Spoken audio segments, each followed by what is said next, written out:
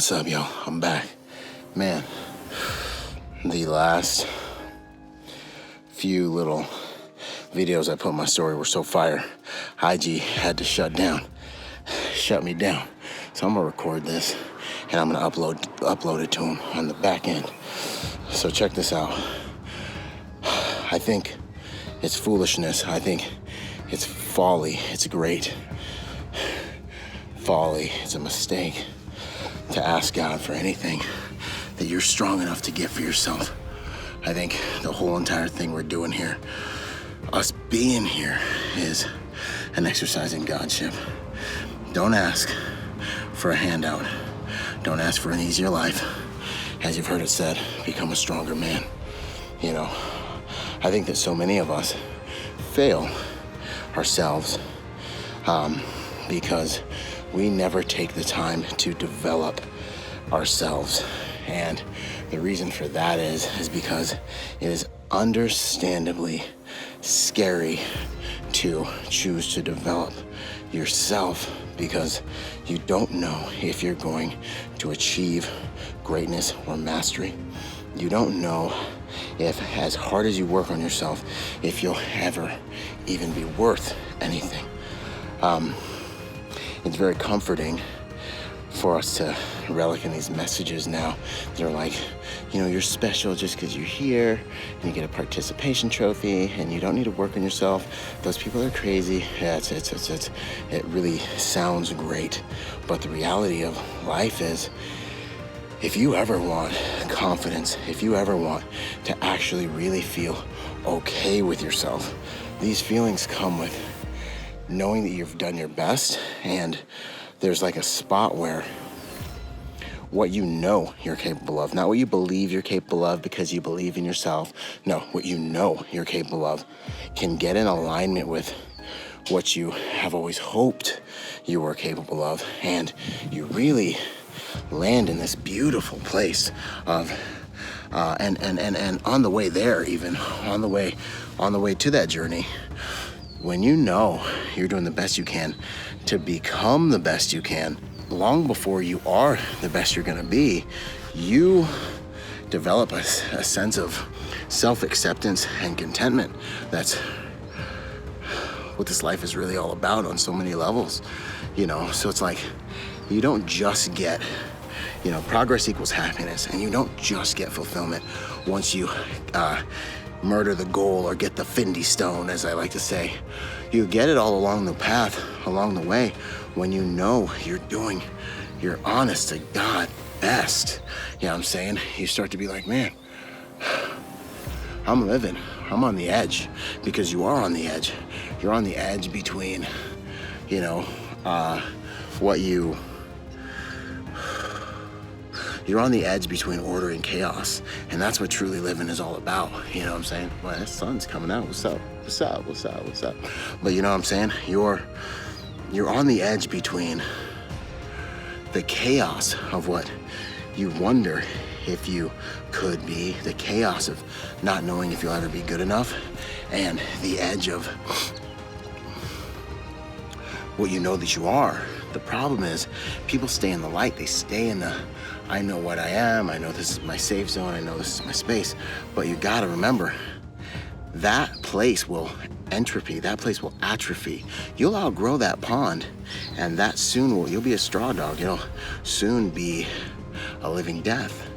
You have to continue taking territory, first inside yourself, first inside the understanding of who I am, the understanding of who Byron is and what Byron's capable of must be expansive.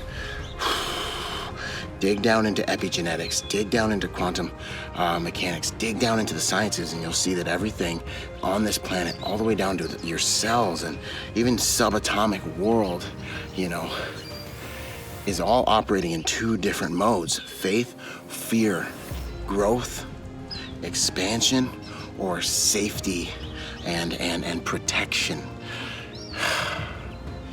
You really have to be honest with yourself to decipher what mode you're operating in, because it's seductive. You think you're operating in growth when you're just trying to play it safe. Yeah, I'm saying fear takes many shapes and sizes and wears many masks. So You have to always stay on top of yourself and try to remain in that growth mode. And that's where the real living is. That's where the real self-acceptance is. That's where the real fulfillment is. And the honor and self-respect and dignity that comes with knowing that you're fighting that good fight. In my opinion, this is what the modern day warrior truly is. This is who he is. He's the guy who wakes up in the morning and faces himself and is like, yo, I'm fitting to get after it. Why? Because I need to get better. Oh, well, you know, that means you're afraid. Yeah, I'm afraid. Everyone's afraid. It's just that people deal with their fear in different ways. Some people pretend they're not afraid and they make themselves look really cool and sexy and they talk real good and read good and spell better than me and they hide behind their makeup and their false sense of security. But if you put them in a wet paper bag, they're gonna freaking drown. Or if I hit them with some non-standard problems, they're gonna freaking fall apart and cry and ask for help, you know? Or if I get them outside of their comfort zone, they can't talk. You know, the social anxiety strangles them, you know what I'm saying? So the point is, everyone's scared. But the warriors are the ones that know the fear, accept the fear, understand the fear, and they let the fear drive them to do constructive and strong things, honorable things. I work out because I know that there's a realistic probability that I won't be strong enough to defend myself and my loved ones and the people who pay me when the time comes, if I do have to punch that ticket, you know, and that blank check that I write every time I leave the house to go protect people finally gets time for it to get cashed. I know there's bigger, badder, stronger, boogier men, more boogier men than me out there, and I need to do the best I can every day to try to widen the gap between me and them. So if I do end up in a fair fight, I can win because I've been the warrior who wins first and then goes to war, rather than the warrior who gets in a battle and then tries to win. You know what I'm saying? So in those ways, I try to put more space between weaker versions of myself and the average or any enemy that I may face out here in life. You know, and that doesn't just go for me as a private security professional who's paid to protect people. It also goes for you. You know, you guys saw that couple that was murdered in their home the other day, and I forget where, but you're your own first responder. But anyways, to wrap this up, we got this free time. We're in quarantine. Take a good heavy look at yourself. Take a good look at yourself and try to figure out, like, am I operating in faith or fear? Am I operating in growth or expansion? Where am I gonna be another 5, 10 years if we live that long? If I keep doing this, what I'm doing. You know what I'm saying? Where am I gonna end up? Where's my family gonna end up? You know, and if my life doesn't feel good, and if I don't feel alive,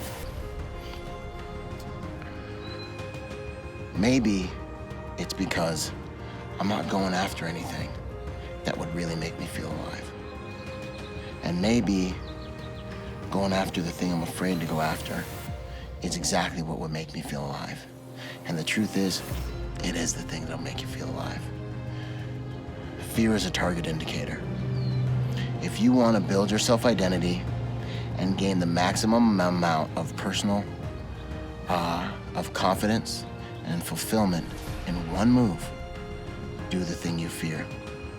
Do the thing you fear, and then do the thing you fear some more until the death of fear is certain.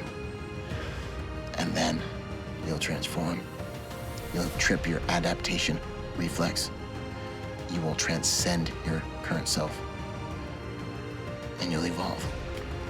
So, let's get after it today, and I'll see y'all on the next video. Visit me at ByronRodgers.com, Rodgers with a D. I'll see y'all out there.